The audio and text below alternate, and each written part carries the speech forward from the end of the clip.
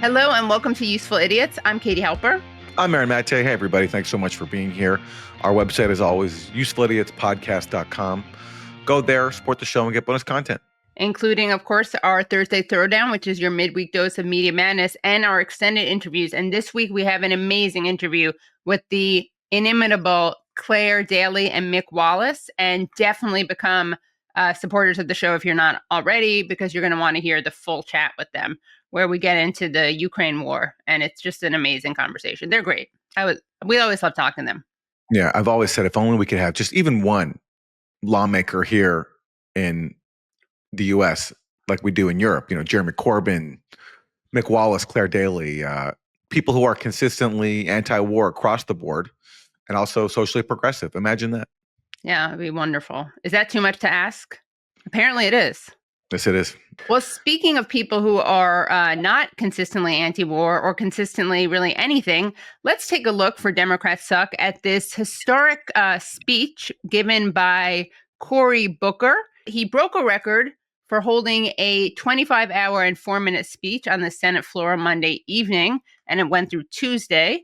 By the way, the previous record was held by the segregationist Strom Thurmond in 1957.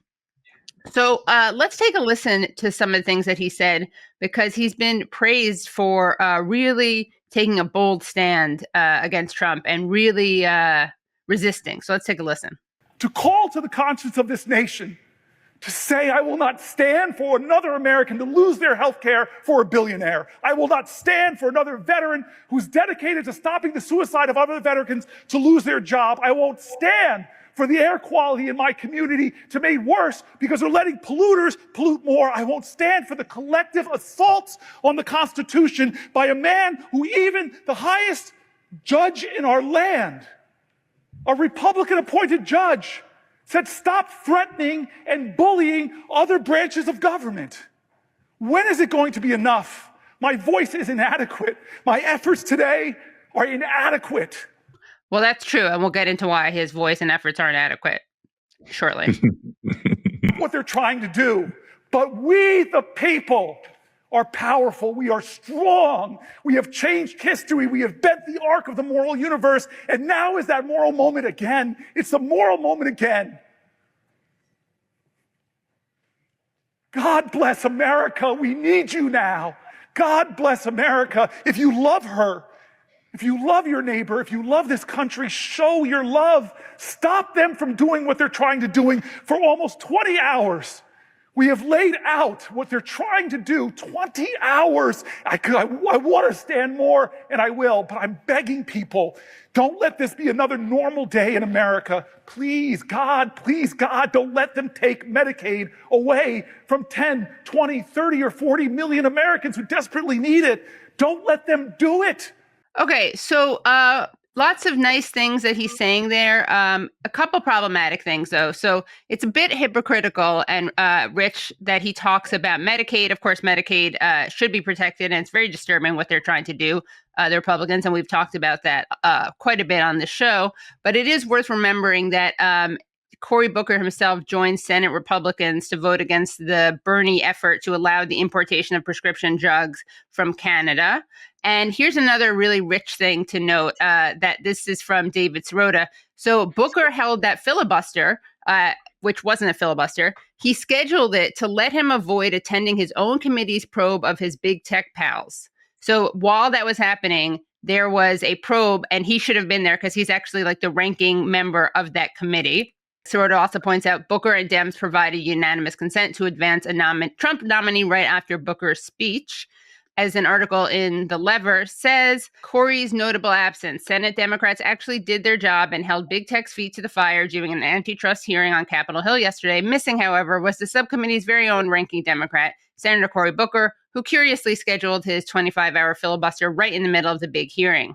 Booker has proved to be a reliable ally to Silicon Valley after taking big tech campaign cash. Now, another thing that was absent somehow in this 25-hour and 4-minute speech was any mention of what is happening to Palestinians, any mention of the crackdown on pro-Palestine speech, the crackdown on students, the kidnapping of students.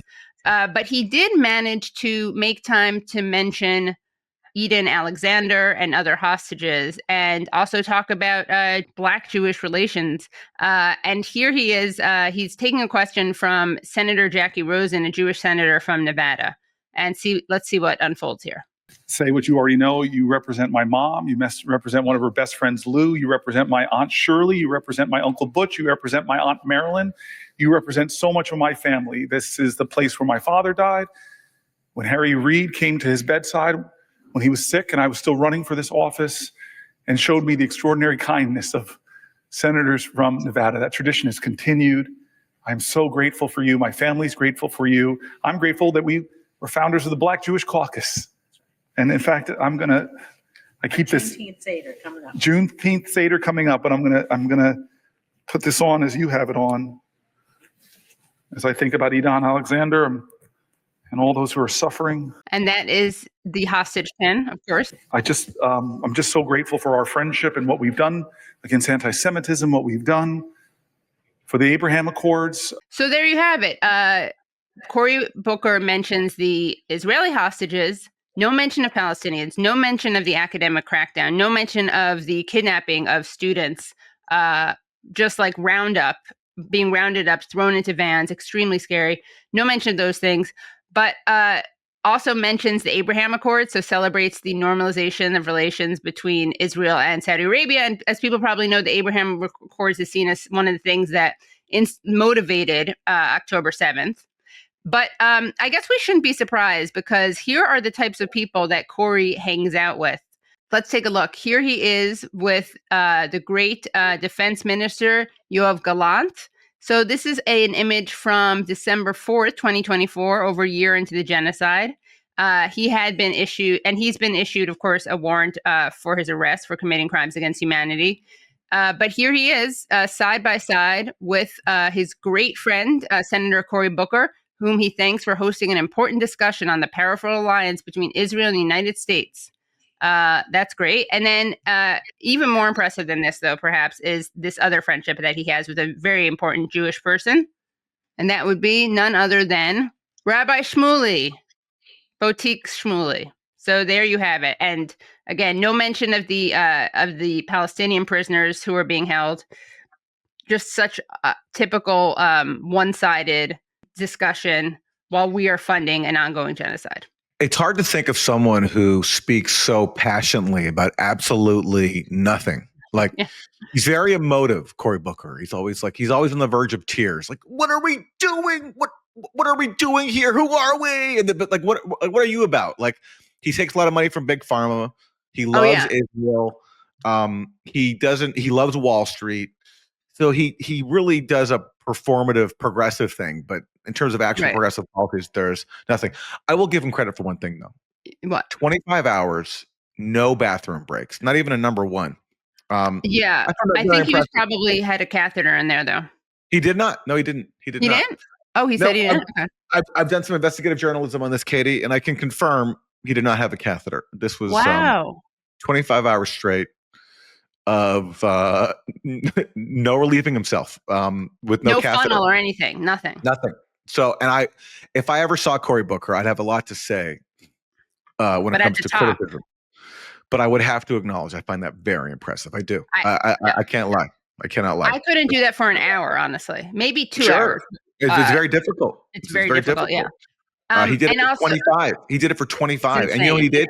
He did very rigorous training. It was kind of like Rocky. He stopped eating like a few days before, and then he also cut off water as well about a day before. So he deliberately starved and dehydrated himself so he could pull this off for 25 hours. And again, it hurts me to say this.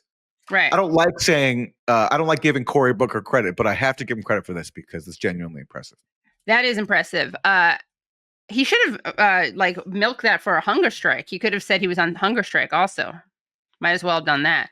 But also, Aaron, you did remind me, given that you just mentioned how much money he takes. He does also, as of 6 days ago, AIPAC Tracker had tallied his total AIPAC donations to $871,563. And forgot to mention, in 2019, he co-sponsored anti-BDS legislation in the Senate. All right, let's turn to Republican suck and the big Republican story of the week is Liberation Day. Trump has announced that America's liberated because he's imposing tariffs on basically the entire world. Now, I don't know very much about economics, so I have to reserve judgment here. But the main critique of this is that basically Trump is going to, point to whatever revenue he raises from the tariffs in the short term to justify another big tax cut for the wealthy, which was his only major accomplishment, really, of his first term domestically, was cutting taxes for the wealthy. And now he wants to do that again. He wants to make his tax cuts even lower, and he's going to basically fund that with his tariffs. He'll claim that it's offset, while meanwhile raising prices for everybody. That's the progressive critique, as far as I understand it. But in Trump's defense, someone like Howard Lutnick, his Commerce Secretary, says there's nothing to worry about. And this is the case that Howard Lutnick has made to the American people. Let Donald Trump run the global economy. He knows what he's doing. He's been talking about it for 35 years. You got to trust Donald Trump in the White House. That's why they put him there. Let him fix it. I understand. It's broken. Let him fix it. Our $36 trillion deficit, right, is going to ruin our children's lives and our grandchildren's lives. Let Donald Trump fix the American economy. But just to follow up with you. Let him cook, everybody. Let him cook, okay? Yeah. This is the former host of The Apprentice, all right? He's got a lot of experience. His real estate empire was gifted to him by his family. Let him cook, everybody. But what's crazy is Lutnick doesn't just say, let him run the American economy. He starts off by saying, let him run the global economy. Exactly. Sounds like a globalist. Okay. Yeah, but it's like, oh, yes, exactly. That does sound very globalist. And also, like, did the globe consent to letting Donald Trump run the global economy? Like, don't they get a say if that's what we're doing here? So I don't know. It doesn't quite inspire confidence to be hearing that basically we just have to sit back and trust Donald J. Trump. But again, not an economist. We'll see what happens. Certainly, Trump's very excited about his tariffs. I don't know. But I don't think the argument should be just trust him. He knows what he's doing. I think we need something more than that. Also, Lutnick comes across as such a scumbag, sleazeball, like used car salesman. So it makes him even less trustworthy. It definitely sounds like he's trying to sell us on something. And this is the same guy, Howard Lutnick, who recently encouraged people to buy stock in Tesla. Right. Because he pointed out it was at a low point, and maybe that was sound financial advice, but it seemed a little bit corrupt to be promoting an administration colleague's stock. But that's what these guys do, and they're very excited about Liberation Day, and we'll see what happens. Yeah, it seems like there's a bit of a conflict of interest. Yeah. So for Isn't That Weird, Donald Trump has nominated John Daniel Cain, whose nickname is Raisin Cain, to be Joint Chiefs chairman. And let's take a look at an interesting exchange between Cain during his confirmation hearing and Senator Jack Reed. You're going to hear some very interesting gems and nuggets come out. I don't even want to set it up because I want you to be surprised. Let's take a listen. Following the announcement of your nomination, press stories started to circulate about comments President Trump made about you and your past relationship. And according to the reports, the president tells a story where he spoke to you while you were serving in Iraq on active duty, and you said that you loved him, and I'll kill for you, sir. The president then said that you followed up these comments by putting on a Make America Great Again hat. General Cain, is any of this story true? Senator, as I mentioned to the chairman, for 34 years, I've upheld my oath of office and the responsibilities of my commission. I think I went back and listened to those tapes, and I think the president was actually talking about somebody else, and I've never worn any political merchandise or said anything to that effect. I mean, Trump is not the most reliable narrator, so maybe he wasn't talking about him. Maybe the whole thing wasn't true, but it's kind of an amazing moment to watch someone have to answer that question. No, sir, I did not put on the MAGA hat and claim I would die for the president. And kill, yeah. And kill. By the way, Raisin Cain is replacing CQ Brown, who Trump recently fired as the chair of the Joint Chiefs. And what I've heard from people I know in Washington is that CQ Brown was doing some important stuff behind the scenes. He was basically helping to do all he could to prevent a war with Iran, among other things, and was talking to foreign countries in quiet ways in a bid to manage all the risks of all the various global conflicts that the U.S. has going. And Trump decided to fire him and I think replace him with somebody more loyal. And I don't think that's a very good thing. And there hasn't been very much focus on this, but we'll see what Raising Cane comes up with if he's confirmed. But when CQ Brown was fired, I did not have a very good feeling, especially now as there's increasing more talk about Trump bombing Iran. Trump is threatening Iran. I really hope that Trump didn't fire CQ Brown because CQ Brown was standing in the way of a war with Iran. I really hope that's not the case. It's just a scary time. And, during the same confirmation hearing, there was an exchange where Tom Cotton asked Raising Cane that if Trump plans to bomb Iran, would you give him sound advice? And Raising Cane said, yeah, that's my job. But Tom Cotton felt compelled to make sure that CQ Brown's replacement would be on board with bombing Iran. And that doesn't inspire very much confidence. Yeah. What do we got for Isn't That Terrible? For Isn't That Terrible, we're going to turn to a congressional hearing where Useful Idiot's co-founder Matt Taibbi appeared to discuss the reporting he's done on government censorship. Now, this hearing saw the return of a figure that is well known to the Useful Idiot's audience, someone who has given us a lot of entertainment, and that is Nina Jankowicz, the former short-lived disinformation czar under Joe Biden. Went viral when she recorded a Mary Poppins-themed diss of Republicans for spreading what she called Russian disinformation, even though it was actually true. It was things like Hunter Biden's laptop. But at the start of the hearing, once again, for the second time, this happened last time Matt Taibbi testified as well, he was smeared by the ranking Democrat. This is Democrat Sidney Kamlanger Dove outright lying about Matt Taibbi. This is what she said. Majority is relitigating a made-up conspiracy theory about a part of the State Department that no longer exists to distract from the dumpster fire foreign policy this administration is pursuing and elevating a serial sexual harasser as their star witness in the process.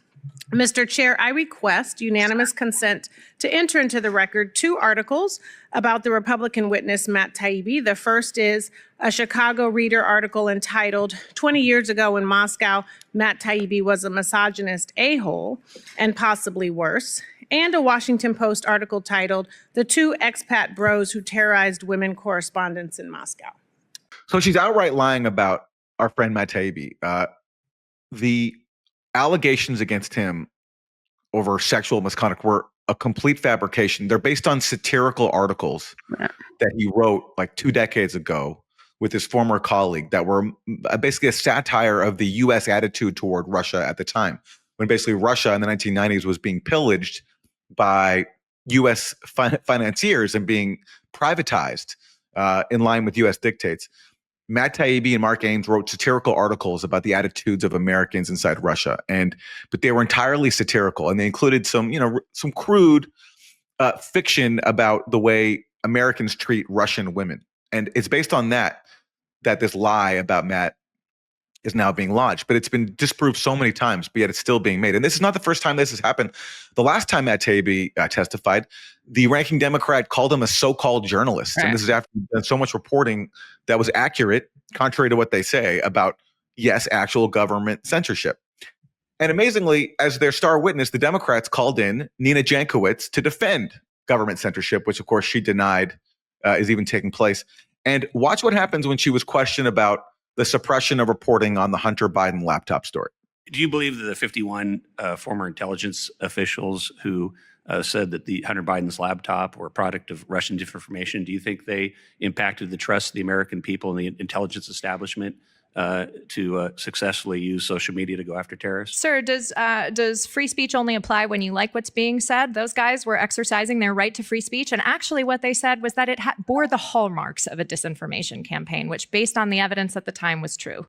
Okay, so first of all, she's saying that it's free speech for a bunch of former intelligence officials to claim that the Hunter Biden laptop comes from Russia. It's free speech. Okay, is it free speech, though, to censor reporting on the Hunter Biden laptop based on the lie right. that it came from Russia? No, that's not free speech. That's censorship. And she's now saying, they have the right to free speech. Yeah, they do have the right to free speech. But the point is, if you believe in free speech, you don't have the right to suppress reporting on factual information.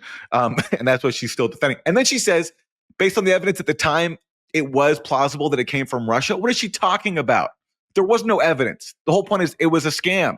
It was a lie. And amazingly, so many years later, Nina Jankowicz typically is still defending it. But speaking of censorship, I want to give Matt Taibbi a shout out because at the hearing, he was asked for a concrete example of the government, taking part in the suppression of speech. And one of the examples he gave involves yours truly. The other one was an instance in which a friend of mine, Aaron Mate, who is no Republican, the Ukrainian Secret Services passed on a request to the FBI to have him removed from Twitter, and the FBI did it. They passed that request on to Twitter, and we found that ask in Twitter's files. Wow. That's right. That's right. That did happen. The Ukrainian intelligence service asked the FBI to pass on to Twitter a bunch of accounts they wanted censored, and my account was among them. And the FBI did pass that on. And, thankfully, Twitter didn't comply with that. But that is a concrete example of the FBI pursuing censorship, asking Twitter to censor social media accounts. And Thank you, Matt, for bringing that up. And I'm sorry he had to endure another act of defamation, outright defamation, in Congress, too, of all places. It's unfortunate. But that's what happens, again, when you do factual reporting that can't be refuted. They try to attack your character, including by outright lying. And that's what happened here. Well, it's unfortunate that that member of Congress didn't introduce another article into public record, because she could have gone with a very informative and actually researched piece at Pace Magazine by Walker Bragman called The Destruction of Matt Taibbi, in which Bragman actually talks to the women who worked with Matt Taibbi, and they all debunk the claims made against him that he's some sort of sexual harasser. That could be entered in as well. Yeah, that wasn't convenient to their narrative, and it's so unfortunate. Look, as we covered on the Thursday Throwdown, Nina Jankowicz actually made one valid point where she said that, first of all, she called the censorship that happened under Biden, she said it was fictional. That's not true. It happened. But she did say that whatever you think about what happened there, it doesn't compare to what the Trump administration is doing now in cracking down on free speech. And as we talked about on Thursday Throwdown, Nina Jankowicz is right about that the Trump administration, which campaigned against censorship, is cracking down on free speech. They're having people deported for calling for an end to the genocide in Gaza. And she's right to point out the hypocrisy there. They're not right, though, to claim that censorship didn't happen under Biden. And of course, they're not right to smear people who reported accurately on it, including Matt Taibbi. Well, that's certainly a terrible indeed. And those have been your 4 basic food groups. Before we get to our really amazing interview, just wanted to give some people an update. People may remember that we interviewed Mamadou Tall, who was a Cornell PhD student who was effectively being deported with the help of Cornell. Then he was allowed to remain on campus, remain a student. But given the kidnappings that we've seen of students, Mamadou Tall felt like it wasn't safe enough for him to stay in the United States, and he left the United States. He's no longer in the United States, and he, is just the latest victim of this McCarthyite witch hunt, which is also accompanied by ICE officers, unidentified and masked, throwing people into vans. So just wanted to tell people about that. And also, I went to Columbia University on Wednesday to visit with the students there. They did a great action. Jewish students chained themselves to a gate at Columbia, and they were protesting Columbia's collusion, basically, with ICE and Trump in coordinating the kidnapping of Mahmoud Khalil. And they were also protesting the way that the university acquiesced to Trump's demand. So those are just 2 stories I thought were important to bring up. And of course, they are not something that the media will be covering either at all or in any fair way. And, I just wanted to show people these scary, hateful, anti-Semitic student protesters, which is, of course, how our media and our political elites are representing them. Trigger warning, you're going to be really disturbed by how disgusting they are and how violent and basically terroristic they are. Let's take a look at these students at Columbia. So there you have 2 Jewish students who had chained themselves to the gate, playing with my dog Bucky. As you can see, they're wearing keffiyehs, and the person on the right without glasses, You can kind of see it, but was wearing a watermelon yarmulke. This is a Palestinian-American student named Mariam Alwan, who has been arrested in the past. And as you can see, she looks very scary, very full of hate. There she is sitting next to some of the Jewish students. She's in solidarity with them, and they are in solidarity with her. And here is Mariam Iqbal, another student who's also been arrested. And all of these people have been smeared, called anti-Semites, fake Jews, self-loathing Jews. And these really are the heroes of the domestic pro-Palestine movement. And the people in Gaza, of course, are the heroes in Gaza. Genocide is happening in Gaza, and what's always happens historically is that when there's genocide or basically colonialism abroad, fascism is brought home. Well, coming soon, I have to warn you, Katie, maybe ICE will be deploying canine squads to deport dogs. So I hope Bucky has their immigration papers. Oh my God, you're right. We're going to have to take him to like an embassy. Well, I have his papers. I do have his papers. I'll have to walk around. Okay, good. Yeah. Very good. Very good. For this week's interview, we have two very courageous people who are just back from Yemen. Yep. We are very excited to speak once again to political activists and former members of the Irish Parliament and European Parliament, Clare Daly and Mick Wallace. They also are the co-hosts of the podcast, I Foresee Trouble. Because of Aaron's travel schedule, I did the interview solo, but Aaron was there with us in spirit. All right, let's go to Clare Daly and Mick Wallace.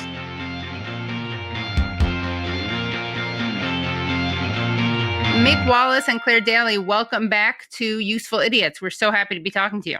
Thanks so much, Katie. Great to be here. No matter. So tell us what you were just doing in Yemen, because you were just on a trip there.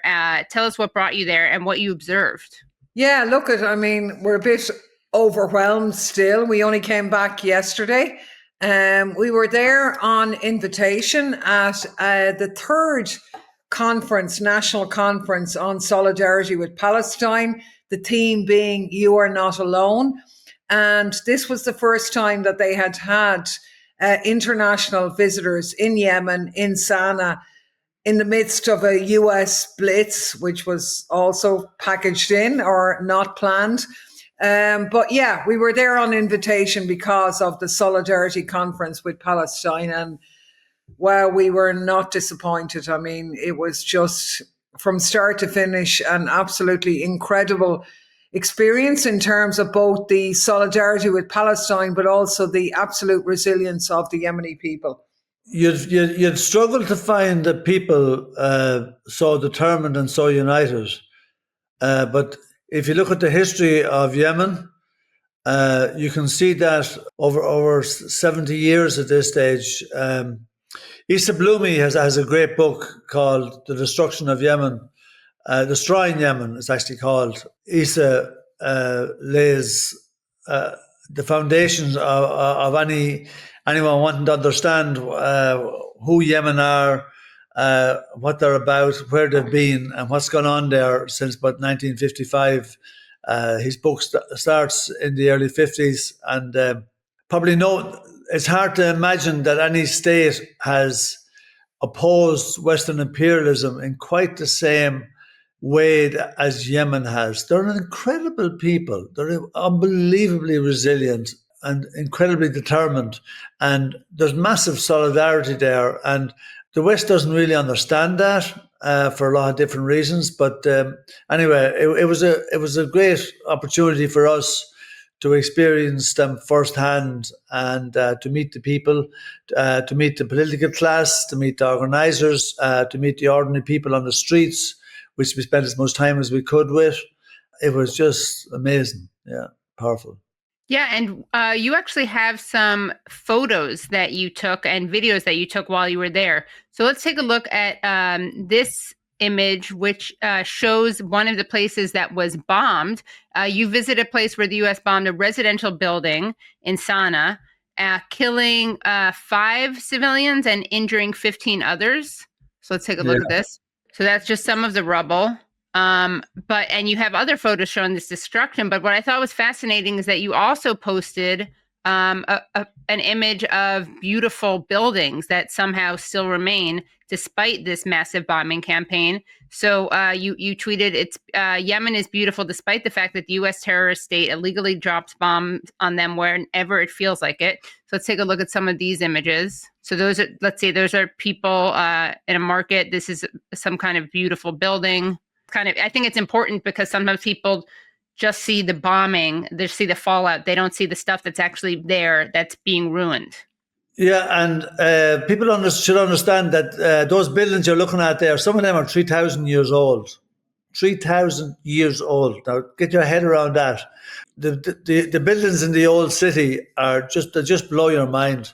And there's a marketplace in the old city, and my God, there's just so many people in it, and it's just buzzing with life, and there's a wonderful atmosphere in it, and they can be bombed any minute, but the people are just there are people that have been through a lot, and things have been incredibly difficult for them. I mean, we can talk about later on, but I mean, they had huge difficulties even before 2015 when Obama sat down with the Saudis and the Emirates, the Brits and the French, and the UN, unfortunately, when they literally signed off. This was March 2015, when the UN signed off on allowing the Saudis and the Emirates with Western support, because, as Trump said in 2019, if without American support, the Saudis wouldn't have an airplane in the sky after a week, because they couldn't maintain the flights. A lot of them, they had to supply pilots. The Americans and the British have had troops, and the French have had troops on the ground helping them to destroy Yemen.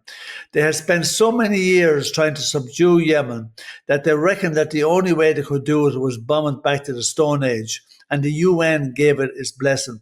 I mean, listen, the UN leaves a lot to be desired. We don't want to obliterate it. We think that it should be rectified and changed rather than put it in the dustbin, because we don't actually have anything else at the moment. But in my lifetime, I can't think of a worse thing that the UN did. And Martin Griffiths was the representative for the UN at that meeting. He was the guy over the region at the time. But it was a horrendous thing to do. And over 400,000 people were killed. There was only one side bombing. The Yemenis had no planes, they had no bombs, and these people that are called the Iran-backed Houthis, the Iran-backed Yemenis, terrorists. Sadly now, all the destruction was on one side. The number of war crimes committed. We actually went to look. We were shown a building as well, which I actually haven't tweeted about yet, where the Saudis bombed a big conference center where the father of a politician had died, and there was a big commemoration for him, and the Saudis bombed it with American surveillance. They killed over 800 people and injured over 2,000 in one building, and they did it twice. They did the double tap. So when people went in to rescue the people that had been damaged and were trying to get the injured out, the bombs came again. I mean, a war crime. These are war crimes. Absolutely. And the Western media obviously never even reported on them. But what's new? And even now on the ground, there are sandals and shoes left behind all those years later, and they didn't recover many of the bodies because they were obliterated so much. So why is it, this is kind of a basic question, but I think it's important to talk about because it's never discussed. I mean, much like the situation in Gaza starts on October 7th, right? For lots of people, what's happening in Yemen just starts with the Houthis blocking ships and being, bad men and being terrorists. I'm putting air quotes for people who are just listening on the podcast, being pirates. Why does Saudi Arabia, with the U.S. support, want to destroy Yemen? And also, why did the UN give them permission to do so? Well, the UN gave them permission to do so because Obama wanted to do it. And the reason Obama wanted to do it was that it was a token gesture in response to the fact that he had just approved of the JCPOA with Iran. And the Saudis and the Israelis were really angry that Obama signed off on the JCPOA, which, in fairness, was one of the better things that Obama did. But to throw 400,000 Yemenis into the scrap heap as a token gesture to the Saudis and other, the Saudis, the Emirates, and a few other of the mad monarchies around the place that the West have prevented democracy from breaking out for many years to suit their own agenda, and the Israelis, of course. But for the UN to agree to that time, there's absolutely no basis in March 2015 for the UN to go to that space. And Martin Griffiths was a disgrace. He was the UN representative there at the time. Can you imagine letting a few countries to say, okay, it's okay now, you can bomb them back to the Stone Age. You have our permission. There's no justification whatever. The Yemenis had done nothing to anybody other than the fact that there was a guy in power since 1989. He'd been pushed aside in 2011, and they put his assistant Hadi in power with a program of introducing neoliberalism and facilitating Western investment and plunder. They wanted to rape the place blind, and they wanted to get control of Yemeni assets and resources. Hadi had tried to introduce the neoliberal measures. He decimated their agricultural system. Yemen was one of the most self-sufficient food countries on the planet. He literally manufactured loans from the likes of the IMF and the World Bank with a view to changing how they did agriculture so that they would produce food for export instead of for themselves. And it was a disaster. And before long, people actually found themselves short of food. They said no to this. And in 2014, they just threw the toys out of the pram and said, we've had enough of this, we want out. And there was an insurrection. And of course, the insurrection wasn't to the pleasing of the West. And so in March 2015, they said, right, we have found it impossible to subdue these people. So we'll do it the other way. And that was with military might, which is what's normal for settler colonialists, be it America, Europeans, or Israel. And that's what happened. And sanctions and blockades, which still continue to this day. And it's an enormously difficult situation for people living there now. And what do you think of the way that the Houthis and Ansar Allah are portrayed as terrorists, given that, as you pointed out, they're actually the ones following the law when it comes to genocide? Can you elaborate on this? Isn't it amazing? I mean, here we have, and it's deliberately portrayed as sort of marginal and as terrorist and sort of somehow out on a limb. But in actual fact, this government is one of the very few internationally which is fulfilling its responsibility under the Geneva Convention, which says that the obligation on all signatories is not just to, not commit genocide yourself, but to actively prevent and punish those who do. And the Houthi-led government in Yemen is one of the few doing that. Like, their actions are directly targeted at interfering with international shipping, which is on its way to enable genocide. And it's been thrown at us, well, look at 4 seamen died in their targeting of those ships. And we mourn the loss of any civilian lives, the 4 seamen and everybody else. But it's very clear that the Houthis are not trying to kill seamen. They're trying to disrupt shipping. But meanwhile, the Israelis are targeting civilians and deliberately killing ordinary people. And they're the ones enabled by the West. But the Houthis are the ones who are demonized as terrorists. And for us, they've been incredibly restrained. They did not attack the ships when the ceasefire was in place. And they only resumed the action when the ceasefire was broken. And we were in about day 23 or 24 when we were there of the implementation of the mass starvation again and targeted killing of civilians by the Israelis. And for us, the Houthis, which clearly have the support of their people. There's no doubt about that. I mean, we were on a march of over 1 million people. It happens every Friday. People come out, and bear in mind that these are now the victims of American bombings every night.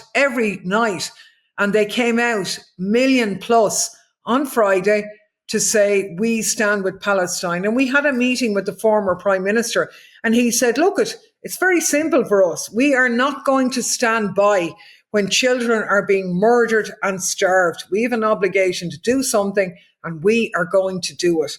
And for us, that's heroism. That's not terrorism. I mean, that's brilliant. That's what the stupid Irish government should be doing. They give a lot on talk, but they don't actually do anything. In fact, they're enabling the genocide. And for us, along with South Africa taking the action to the ICJ, the Yemeni-led government in Sana'a is one of the few people taking really action in compliance with international law. It was interesting. The Yemenis were at pains to point out that we've lost so many women and children ourselves that had nothing to do with any war. And we know exactly what it's like for the Palestinians. They can associate with the suffering and the misery of being bombed, indiscriminately targeted. They know exactly what that's like. They genuinely feel for the Palestinians, and they're prepared to take incredible risks for themselves. They're already in a difficult place. They've decided to target the ships that were facilitating the genocide in Gaza, and they're getting bombed for it. The Americans have gone to great lengths to actually target civilian buildings at times, just the same as Israel does. And the international community is silent. I mean, yeah, it's so rich that people talk about the civilian casualties and deaths inflicted by the Houthis. I mean, Claire, you just mentioned, like, it is unfortunate whenever anyone dies, and these 4 seamen died. But it's not a policy. Like, it's policy by Israel and the United States to kill civilians. And that's never brought up. I mean, how many Yemeni civilians have been killed?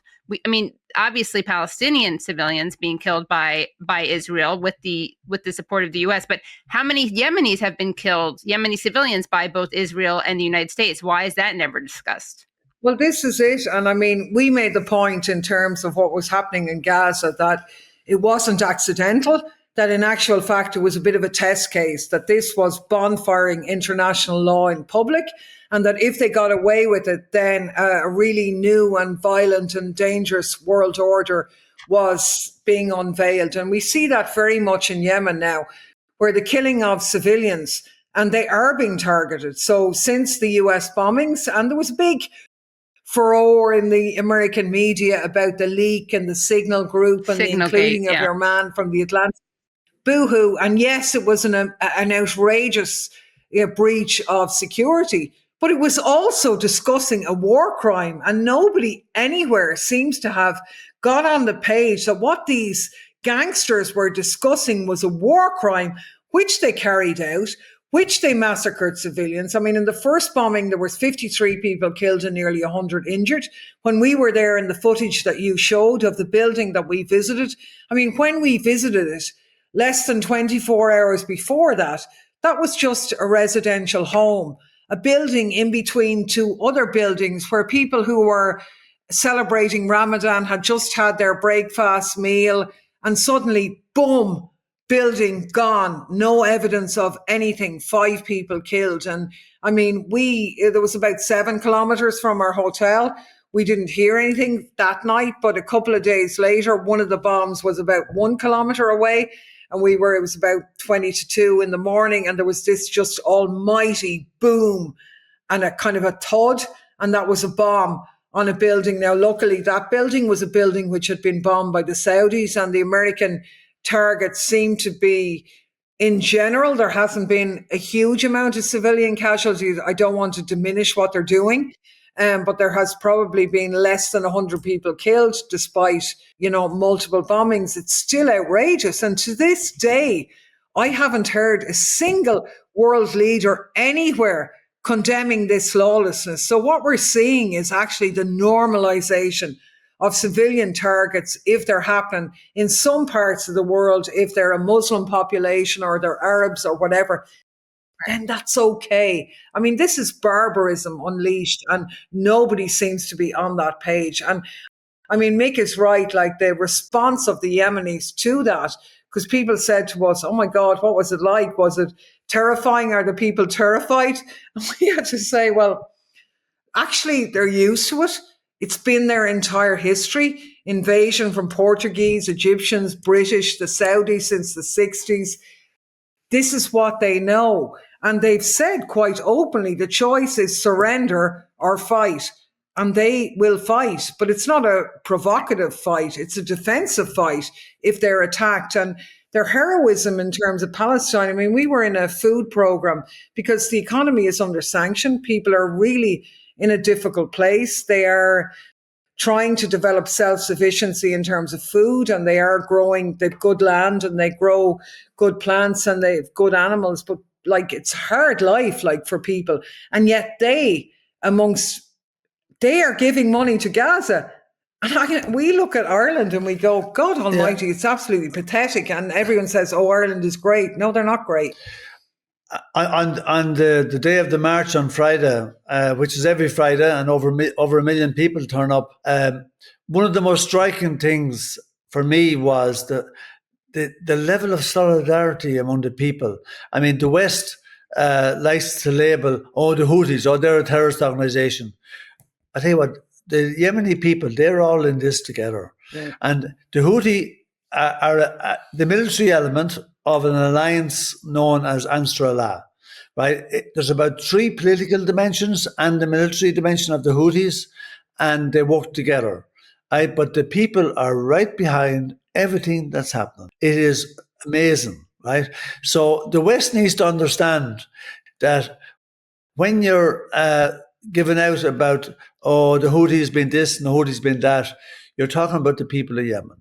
Yeah. It's the whole of them together. This is an amazingly unified project on their part. It's about survival, and they're not going to lie down to Western imperialism. US empire can go to hell as far as they're concerned. You may kill them all if you want to get the better of them. And I think what was really important, like when we attended the conference on Palestine, so we were part of an international delegation. It was the first international delegation which had been received in Yemen in 10 years. But the conference itself had loads of Yemeni academics and so on discussing how best to develop solidarity with Palestine. And one of the key themes that they discussed was the uprising, the intifada, as they called it, in the US universities. And even though their slogan is kind of death to America, they mean American empire. They were so appreciative and grateful for the uprising of young people in America. And they were talking about how they might reach out to that and develop that link. They saw the American young people as being their soulmates in the struggle, and they were really chuffed to see it and disgusted to see the repression that's been meted out to people in America who are struggling for justice for Palestine. And I'd like just to add that we went to the old city into the market. We went down there 3 times. It was just such a buzz. You've never seen anything like it in your life. There's just so many people. There's such a wonderful atmosphere, and everybody is talking. And there's a huge noise, and you've never seen anything like it. But just even looking at, I was trying to purchase some rings for my kids. At least half the jewelry that they were selling came from a Jewish tradition in Yemen, right? It was amazing, right? They were so comfortable with it, and no animosity, whatever, right? Their animosity towards the Israeli state has nothing to do with the relationship with the Jewish people that have been comfortable in Yemen for years. Yeah, that's true. It was really striking. Well, I wanted to actually show an image of a man in a store. I'm not sure if he's the store owner or store clerk, but I heard you refer to this during your latest episode. Yeah, we love that. Yeah. During your It latest is great. episode of your podcast, I Foresee Trouble. So here's an image of a man in a store, and you're going to see him react or maybe not react to a bomb that goes off. So let's play this.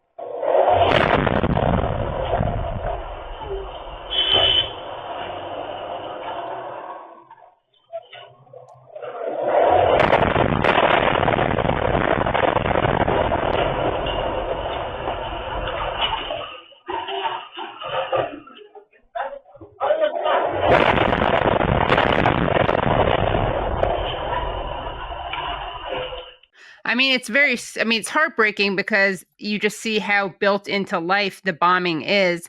And it's also very sweet and heartbreaking to see this man comforting a child. I assume it's his son, but either way, it's a child who's scared and he's covering his ears. But the man is fairly unfazed.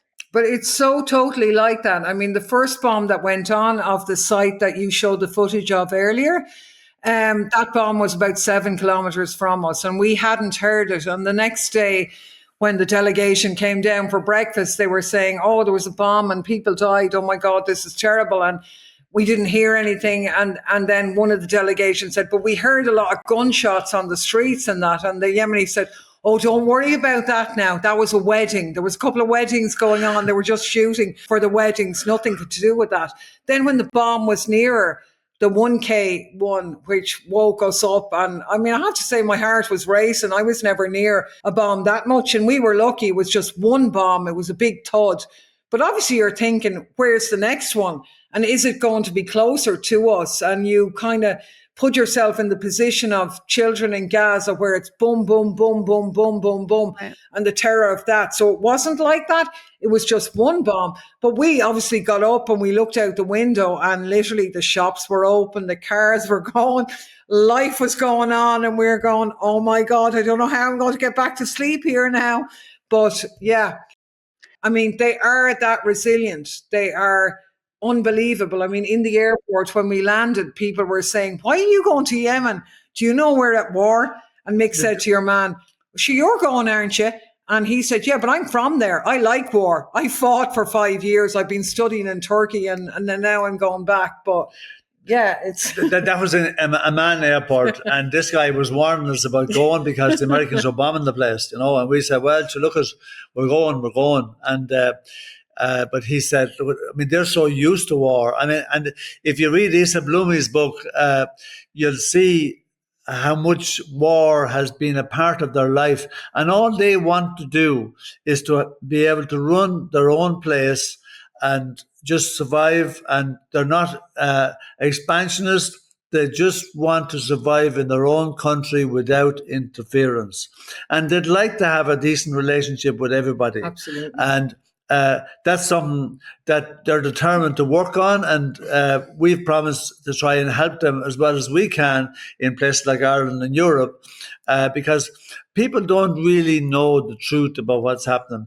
And I think it's really important to note as well that when the bombing started in March 2015, I mean, I was in Ireland, and we were in the Irish Parliament at the time. There wasn't one word about what was happening in Ireland or most of Europe at the time. The media were silent. It was hard to credit that a place was being bombed into oblivion, and the media, international media, had nothing to say about it because it was a Western imperialist bombing and destruction of Yemen. It just says so much about the weakness and the complicity of mainstream media today. They are part of the problem. They are not part of the solution. It was just disgraceful. It was disgraceful. And I mean, I think these are very learned people as well. I mean, their leader, Abdul Malik al-Houthi, gives a speech on television every week, or maybe more often than that.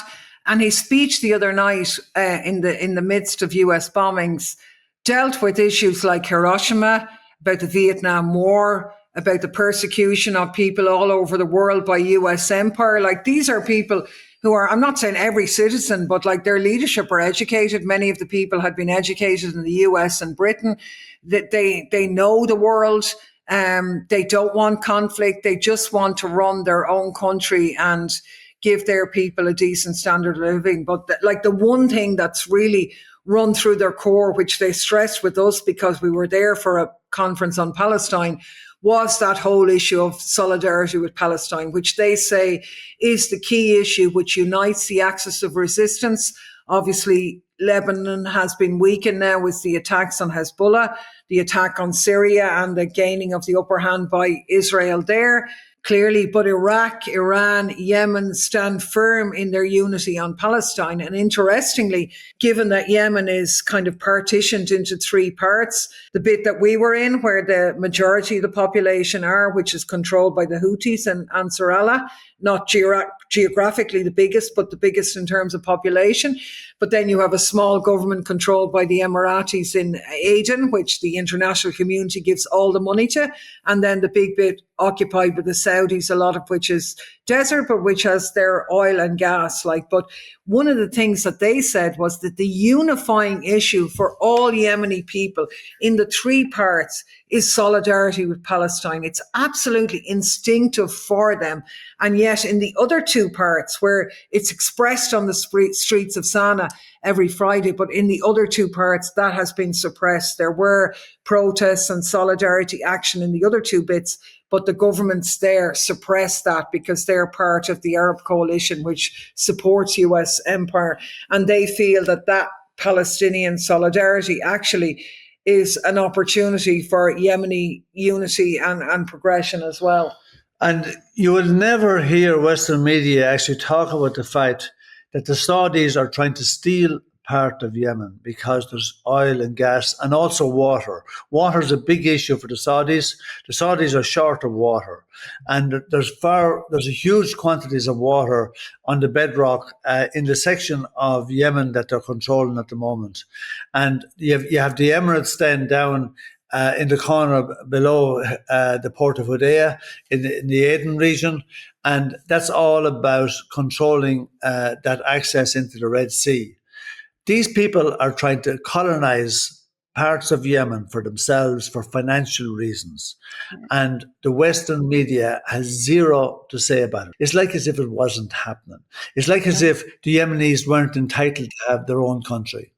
Right. I mean, you would never know from Western media that what the Yemenis are doing right now with the ships is because of the genocide in Gaza. That is what they're doing this for.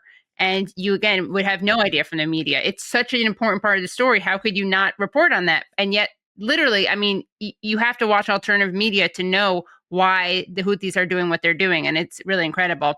But I also want to just show you mentioned these huge protests. So you have these protests where at least 1 million people show up, and you actually spoke to one of these rallies, Mick.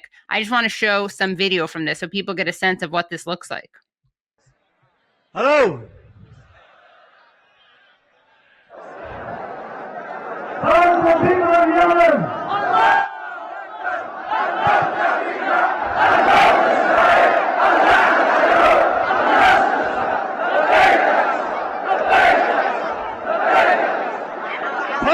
People of Palestine. So, I mean, it's incredible. And you have spoken, both of you have spoken in front of large crowds, but I assume not a crowd like this. What was it like? You're right there. Yeah, though, it was very emotional. And the people, it was important for them. There hasn't been many foreign visitors. And funny enough, but both of us have actually spoken a lot about Yemen in the Irish Parliament between 2011 and 2019, and the 5 years in the European Parliament from 2019 to 2024. And it was amazing. They're well keyed in on social media, and the two of us, loads of people came up to us on the streets. Imagine in Yemen, right, where it's almost impossible for a Western person to even get to. Loads of people knew us, and they were so appreciative of the fact that we were standing up for Yemen and trying to defend their position.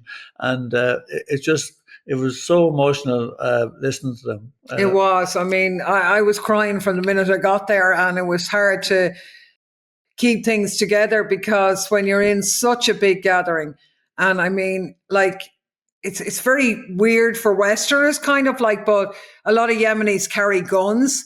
And I mean, we know obviously in the US, the gun culture, and you all end up killing each other and all this, but actually in Yemen, that doesn't happen. So you see like a father with a gun slung on his shoulder, holding the hand of a little kid beside him and all that. And no one ever gets killed by themselves, but it's a self-defense mechanism. And it's a kind of a warning that they're all bought into this project of defending their own country and also defending Palestine. I mean, it was palpable, the support for Palestine. It's absolutely everywhere. Like in the city, they have a kind of a monument erected, which the mayor put in. And bear in mind, this is a really poor country, and it's the map of Palestine as it was, like, you know, and it's right in the middle of a roundabout. Then another roundabout, they have a replica of the Al-Aqsa Mosque. And people everywhere are on the page. They don't see it as something different. They see it as a core part of their survival. And actually, they're very much at pains to point out that their actions in targeting the shipping in the Red Sea is in compliance with international law. So these aren't lawless brigands who are off on a sort of a mad one. These are a people speaking for their whole people, and very much in compliance with international law against the backdrop of the so-called civilized world and its utter failure to deal with genocide, and in fact its enablement of that genocide. And it would really do the heart good to go there and to listen and to meet those people. And we are enormously humbled that we had that chance, because they are on the page of all the young people in the US colleges and all the people all over Europe who are trying in the face of governments who are doing nothing but actually enabling genocide. And listen, we went to great lengths to explain to them as well. I mean, we were apologising for the behaviour of the European politicians. We were at pains to stress that the people of Europe are in a different place. Over 90% of the people of Europe are incredibly supportive of Palestine against the settler colonial project known as Zionism. And trying to explain how could not one single EU member state or any other European state, not one has yet broken business links with Israel. Not one. They broke business links with Russia after Crimea and then threw them all out of the pram after the invasion of Ukraine. They haven't broken one business agreement with Israel in all that time. And trying to explain that, I mean, it's not easy to explain it, but it boils down to a colonial mindset, which we still retain. And it's this idea of civilization against barbarians. It's good against evil. We're good, the Arabs are evil. Russia is evil. China is evil. And Joseph Borrell, the High Representative for Foreign Affairs for the European Parliament, put it perfectly when he said that we're a garden and they're a jungle. I mean, he said that in late 2023, right? Saying the quiet part out loud. Yeah. If he had said it in 1923, you might you'd have actually kind of, people mightn't have blinked or put any pass on it. But he said that in 2023. And he was the High Representative for Foreign Affairs, and he's been replaced by someone 10 times worse than him, obviously, right? But with Callas, right? But I mean, who has an absolute clue on I don't know how she even get a job in a coffee shop. But I mean, this is the mindset. This is what allowed the European politicians and the Western media and the mainstream media across Europe. That's what allowed them to look at a genocide on their telephones and do nothing. We've seen over 20,000 children slaughtered, over 15,000 women slaughtered, and we have nothing to say about it. We're silent because we have a colonial mindset. Their lives don't matter as much as ours. Right. It's just, I mean, who's civilized? Are the people that have watched a genocide on the telephones, Right. civilized. And funded it and legitimized it and armed it. I actually wanted to bring something up related to this because speaking of quoting, so-called civilized people, Claire, you noticed something interesting. You tweeted out a trend that we're seeing in terms of slogans. So let's see. EU Commissioner President Ursula von der Leyen said peace through strength. And here's who else has been saying that. So let's take a look at this. We have Donald Trump. America is fulfilling our destiny as peacemaker, but it is peace through strength. And then let's take a look at the next image. And here is the Prime Minister of Israel. The weak crumble, are slaughtered, and are erased from history, while the strong, for good or ill, survive. The strong are respected, and alliances are made with the strong. And in the end, peace is made with the strong. We have this axis. They like to talk about the axis of evil, as George Bush Jr. used to call it, or the axis of resistance. So now you have this axis of peace through strength, which is really just an axis of genocide.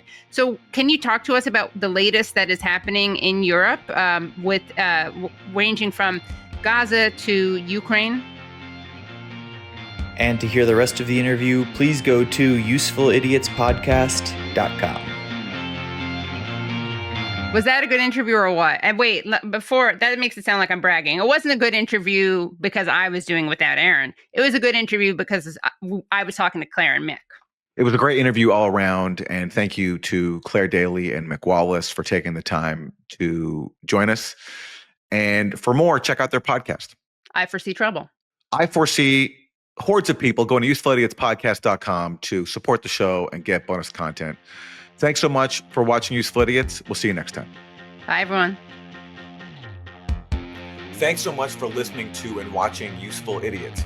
For extended episodes, bonus content, and our weekly Thursday Throwdown episode, please subscribe at usefulidiotspodcast.com. Support the show for free by subscribing on YouTube, Rumble, and wherever you get your podcasts. And if you like the podcast, don't forget to rate and review. You can also follow us on Twitter at UsefulIdiotPod. Thanks for supporting independent media. We'll see you next time.